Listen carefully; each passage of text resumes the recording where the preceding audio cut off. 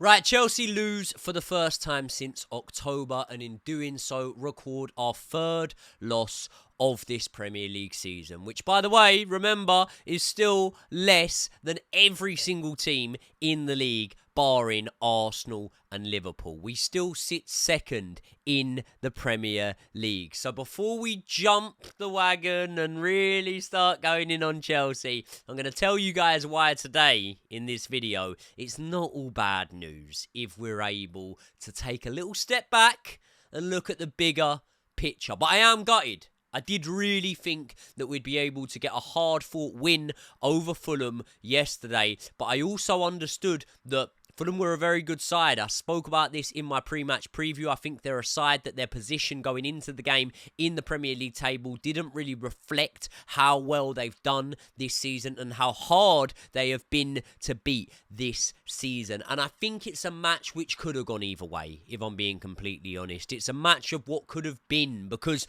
I think that we were punished for not being more clinical and being able to not put away our chances when we were very much, in my opinion, dominant in the match, especially at the start of the game where we were being very creative and we were getting chances and whatnot. But it is a loss that I'm not going to shy away from. It is a loss that I do believe that we will learn from, and I truly believe that this is just a bump in the road of success that we have been having recently for Enzo Maresca's Chelsea. I'm sorry I didn't get this video up yesterday for you guys. I spoke to you lot in the match preview, and I said to you that obviously I do Christmas Day on Boxing Day because we got family that work in hospitality and whatnot, so I wasn't ever going to be able to get this video up yesterday. But it's better that I didn't, because yesterday I'd have been a bit more emotional, and now I've had time to reflect on things, which means you're going to get a more level-headed take on it. But people, before we do, please hit the subscribe button right now. Welcome back to the Joey Knight podcast. If you are new around here and you're not already subscribed, make sure you do. If you're not new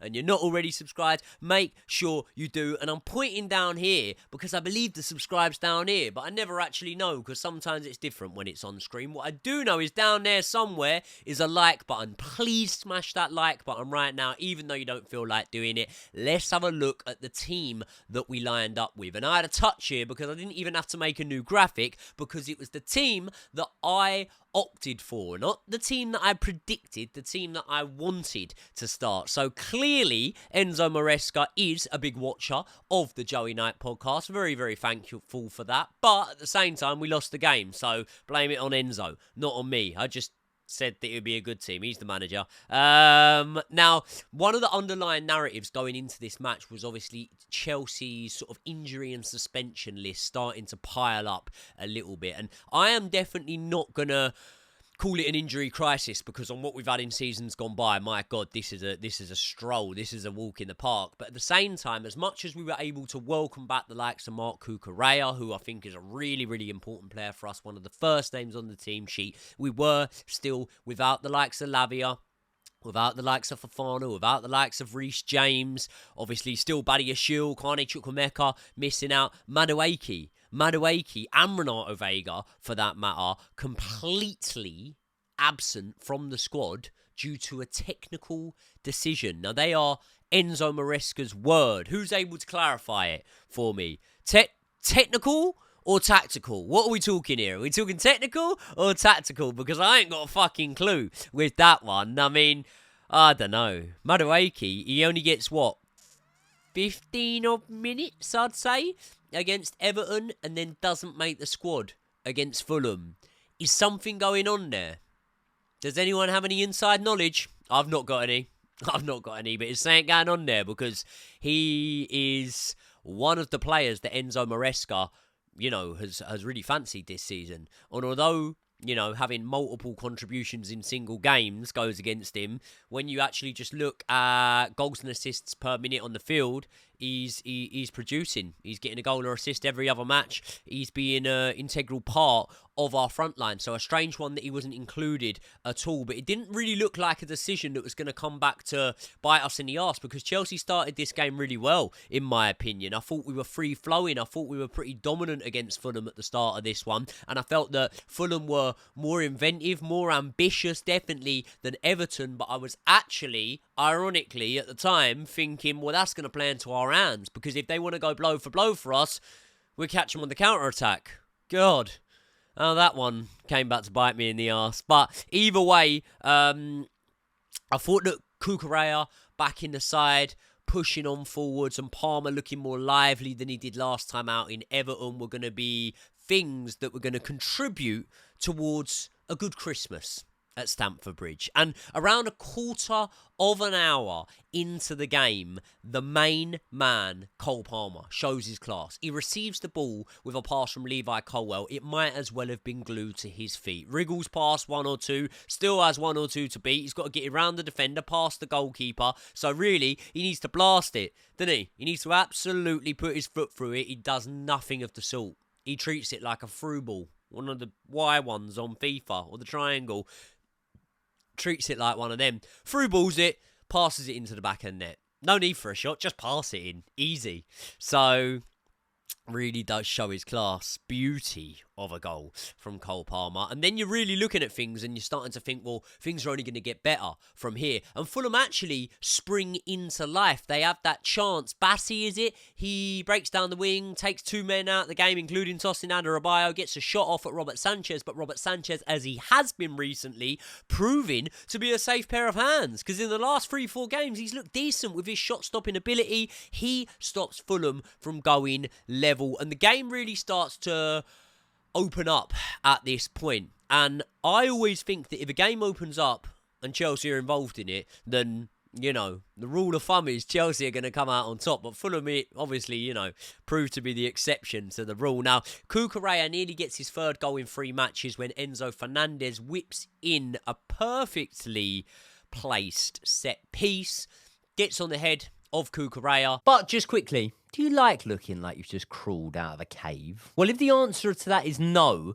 then maybe you should be using the Performance Package 5.0 by Manscaped. And all you need to do is head over to the link in the description and join 11 million men worldwide who trust Manscaped by using the code Joey Knight for 20% off and free shipping. So as you know, I am a careful man, but sometimes I have been prone to a few cuts. But since the Manscaped Performance Package 5.0 came into my life, that is a thing of the past. But what does it include? Well, let's start off with the Lawnmower 5.0, the star of your holiday grooming lineup. The Lawnmower 5.0 delivers precise, smooth trimming every time. And not only do you get that, you get the Weed Whacker 2.0, the ear and nose hair trimmer. Because the last thing anyone needs during the festive period is an unexpected ear or nose hair making a surprise appearance at the dinner table. So the Weed Whacker 2.0 is here to handle those details like a pro, making sure that you stay neat and polished for every holiday event. And it's not just that, they also give you the ball aftercare. Because after a close shave, we all want to give our precious ornaments some much needed TLC. Now this will keep you fresh and comfortable and ready to slay all day. Not only do you get that, there are also some free gifts included. You get the Boxers 2.0 Midnight Bravo and the Shed 2.0 toiletry bag. So get this offer on me with 20% off and free shipping by using the code Joey Knight at checkout. So please help supporting the channel by supporting the guys who support me in Manscaped. They are linked in the description. Head over there. Let's get back into the video. Leno showing again for me why he is one of the best goalkeepers in the Premier League, if I'm being completely honest. And it wasn't not long after that, actually, the start of the second half, he pulled off another wonder save from Enzo Fernandez when he got fingertips to the Argentinian shot from outside of the area that, again, probably 13 or 14 goalkeepers in this Premier League don't save this season. It was a really, really good shot from Enzo Fernandez, and I have critiqued his shooting ability from outside of the box at times. He proved me wrong in that one there, although he wasn't able to convert it. And in the 73rd minute is when Enzo Maresca makes his first and only change, and this is probably what has come under the most criticism, the lack of going to the bench when we do have talent on there. We've got players that had come in for expensive fees and whatnot. You've got the likes of a João Felix sitting there who could have come on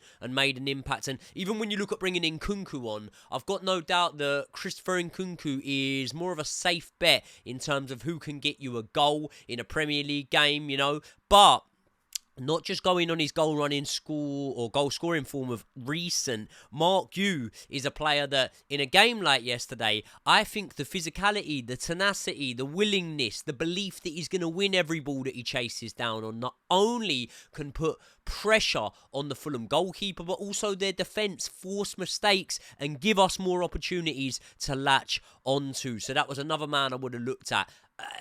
People might think this is a rogue shout, but Cesar Casadei was on the bench. I think that's another man I would have looked at to maybe bring on off of the bench in a game like yesterday's, because when I'm looking at things, I'm thinking we're getting beaten a little bit too easily in midfield here, the transition and whatnot, and Fulham are getting a lot of chances. And also, I don't think that Malo Gusto was having the best of games down that right-hand side. Obviously, Fulham's success, a lot of it coming from their left flank, and I know he's young, I know he's green, and in the league he's hardly been seen, but I would have gone with Joshua Changpong. I would have subbed him on off of the bench. Many a time last season we called for the likes of Alfie Gilchrist off the bench in that exact same position in a similar stage of matches where we were looking to see out a game or to get back into a game, and as young as he was and as green as he was, he, came up trumps a lot of the time. Came on, put in really good performances, and I think Joshua Changpong would have been more of a sort of physical demand to those players down that side. Would it have been a baptism of fire in terms of the Premier League? Yes,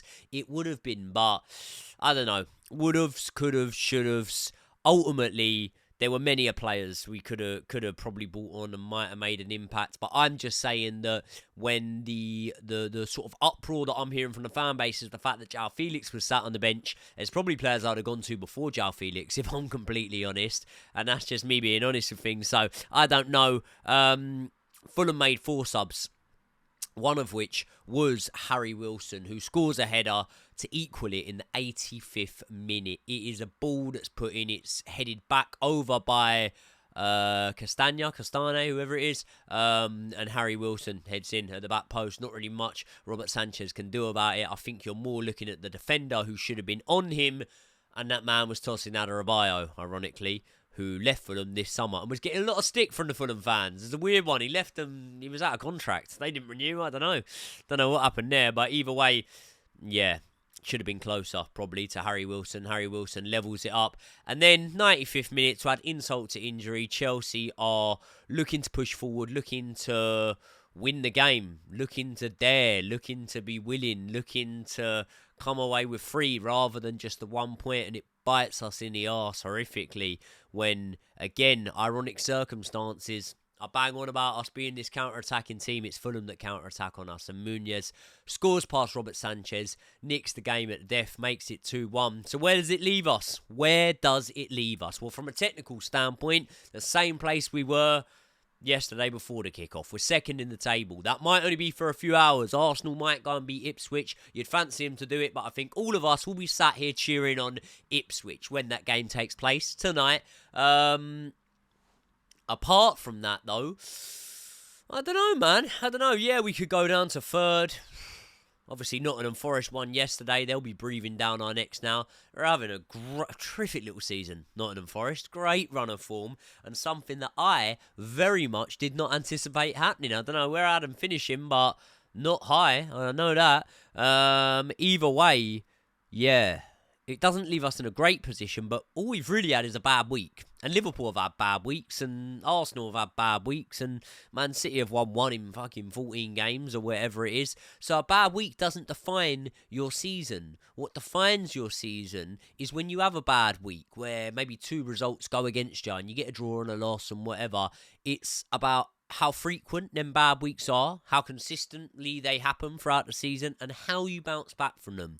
And I think that to go away is never easy, but to go away to Ipswich is a game that we very much should be winning, and I think we'll win it decisively. I will get a match preview out on that one, but I want to spark a bit of festive spirit now and a bit of positivity in to you guys, because we might be having a little bad week, bad run, bad patch of form or whatever, and the injuries might be starting to pile up, and for the first time during his tenure, a little bit of criticism is being levelled at the manager in Enzo Maresca. But let's just take a step back and look at the bigger picture and look how far we've come, because it's ridiculous. It really is ridiculous how far we have come.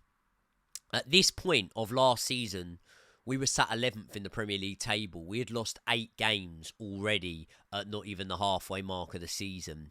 This season, we're second. We've lost 3 games. I don't think we'll lose 8 games this entire Premier League season. But even if we did, it would still be enough for us to finish with Champions League football. Aston Villa finished 4th last season. They lost 10 games. Man City might not even pip us to Champions League football the way they're playing this season. And I'm not really fearing going to the Etihad any more than I would have been off the back of yesterday's performance against Fulham. These things happen. Teams have blips, and I think it's a blip in, a bump in a successful road, I should say. And for the real context of this one, right? Last Christmas Eve, we went away to Molineux. The fans paid their hard-earned money to travel away. There were train strikes. We had to go back down the M3 or whatever it is, whatever motorway it is, and we lost. And we lost with our tail between our legs. We didn't deserve to win. We didn't carve out the opportunities, really, to win.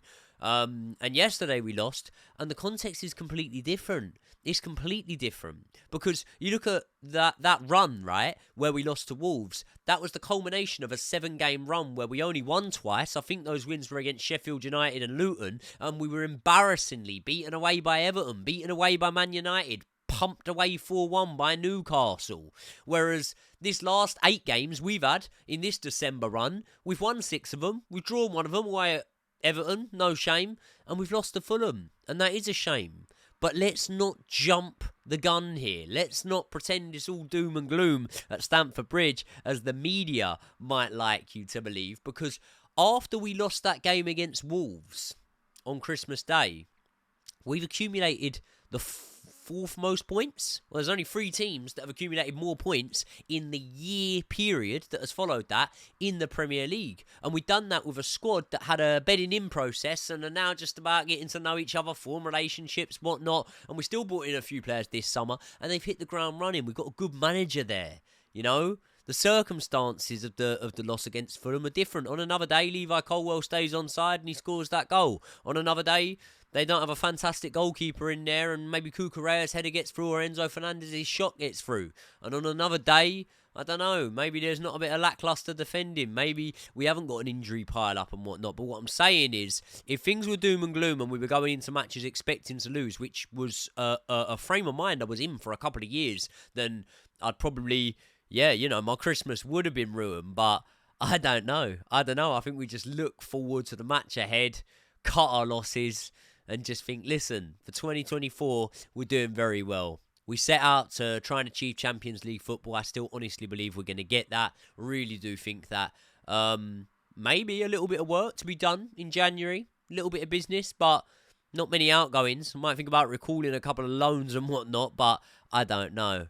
I think the success that we've had on the pitch, the quality we've got on the pitch, and the way that you see that quality link up and combine has raised the bar and given us higher standards. But realistically, it's not the end of the world, is it? We lost the match to Fulham. We're still second in the table. We're nowhere near dropping out of the top 4 unless something goes horrifically wrong. Let's keep calm. Because I know this would be a gutting moment of the Chelsea of old. And there's been quite a lot of times this season when we thought we got the Chelsea of old back. But the harsh reality is the Chelsea of old is gone. This is the Chelsea of new. But the good news is this. This Chelsea of new are fucking good, mate. Despite yesterday's result. And we're going to go on and do good things. It might not be this season. It definitely will be in the Conference League. We'll win that. Maybe we'll have an FA Cup run. And I think we're going to get Champions League football. So let's not wish for the stars all the time. Let's wish for what is actually realistic to ourselves. And I think that the position we're in hindsight and stepping away from what's happened yesterday and looking at the bigger picture, I don't think we've got anything to worry about. I think we're sweet. It's all good. Don't worry about it. Don't let it ruin your Christmas, mate. I'm going to be doing an Ipswich preview pretty much whenever Maresca's press conference is done. And the review can either come that night, I don't mind doing that, or it can come the following morning when I am in the studio with the big dog, Josh Oveste, on New Year's Eve. So let me know in the comment section what you want. Do you want the review of the night of the game, or do you want it with me and Josh the next morning, or do you just want both? You probably do. So let me know your thoughts. Either way, please smash a like on the video. Subscribe to the channel if you are not already. And by the way, there are, or is, a new episode that dropped yesterday, I believe, on the Joey and Josh podcast. I'll link that in the description. Show some love over there. I will see you all in the next one. Most importantly, I hope you all had a really good Christmas. Love you all. See you in the next one. Goodbye.